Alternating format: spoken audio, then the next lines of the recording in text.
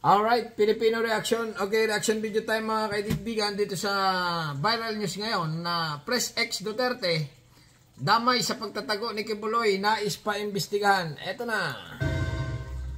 Rosalie, naniniwala ba ang mga kongresistang posibleng protektado ng mga Duterte si Kibuloy?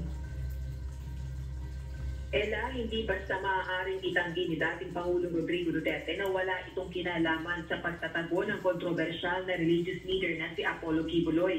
Batay ito kay Manila Representative Joel Chua. Anya ang dating Pangulo ang administrador ng Kingdom of Jesus Christ o KOJC compound kung saan sumuko sa mga otoridad si Kibuloy.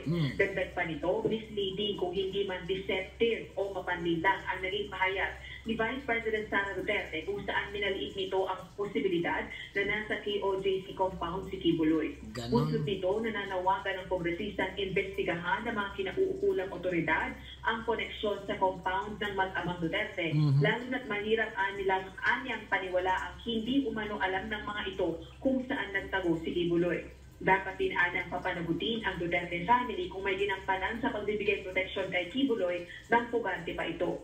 Naniniwala naman si Ako Bicol Party List Representative House Assistant Majority Leader Jill Bongalon na maituturing na kasabwat ang dating punong ehekutibo dahil sa pagkakanlong sa isang pugante.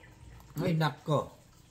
Nakita ko lang dito ay nababasa ko lang yung ano nito Ito mga kaibigan, kahit paimbestigahan dito si Duterte, wala ring mangyayari kasi itatanggi lang Itatanggi, pag tinanggi, ano ang magiging laban ng kabilang kampo pag tinanggi ni Duterte itong pagkakanlong kay Kibuloy? Wala, useless lang.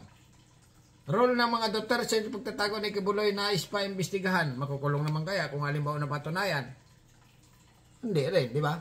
Maaari rin anyang maging batayan ito para sa isang petisyon ng disbarment laban sa dating presidente na isang abogado dahil sa pagiging kasangkapan umano nito sa paglabas sa mata. Kahit i-disbar, matanda na si Press X. Balik sa'yo, Ella. Useless. Rosalie, may inilabas na bang pahayag ang kampo ng mga Duterte kaugnay sa umunay pagsuko ni Kibuloy? O sa ngayon, Ella, wala pang pahayag dito ang mag-amang Duterte na isinasangkot ng ilang kongresista dito sa House of Representatives at meron naniniwala sila na may koneksyon sa pagtatago ni Kibuloy. Sa ngayon, sari-sari itong mga congressman nito, hindi na lang pagandahin ang kanilang lalawigan.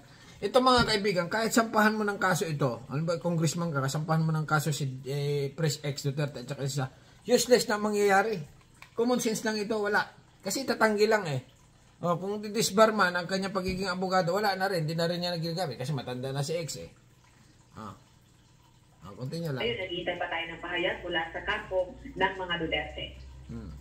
Alright, maraming salamat, Rosalie Coz. Ayan mga kaibigan nagtitrending ngayon. Naulit ko, reaction video lang tayo dito sa role ng mga Duterte sa pagtatago ni Kibuloy. Nais pa imbestigahan daw ng mga congressman. Okay? Hanggang dito na lang. At ano masasabi niyo, subscribe and comment. Bye-bye. Thank you.